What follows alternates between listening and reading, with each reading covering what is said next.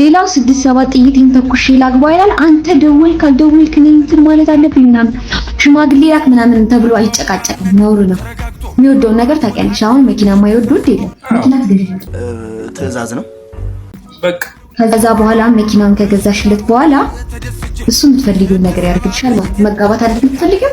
ሽማግሌ መላክ መደወል 10 ይደውልልሻል።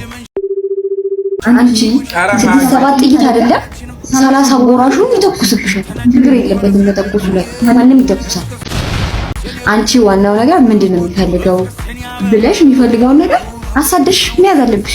የዛኔ መጨቃጨቅ ያለብሽ እንጂ ምንም አሳደሽ ከነገሩ ሳትይዥ ምንድነው ትጨጭቅና አስፈልግ ልክ ኩፕሊንግ እና ሪፖርት የወንዶችን ችግር የተረዳች የምንኮራባት እሉ